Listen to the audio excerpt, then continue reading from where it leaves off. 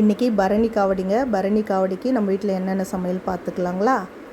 பச்சரிசி சாதம், கடலைப்பருப்பு வடை, உளுந்து வடை, அவரைக்காய் பொரியல், அப்புறமா முருங்கைக்கீரை பொரியல், வெண்டைக்காய் பொரியல், பாயசம், அப்புறம் கொத்தவரங்காய் பொரியல், வாழைக்காய் பொரியல், அப்புறமா அப்பளம்,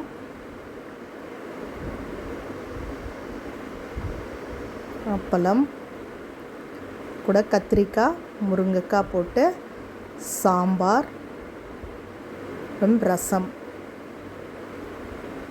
அவ்வளோதாங்க இன்றைக்கி நம்ம வீட்டு சமையல். அப்புறமா இப்படி தாங்க நாங்கள் முருகருக்கு படையல் போட்டு பரணி காவடி எடுத்தோம்.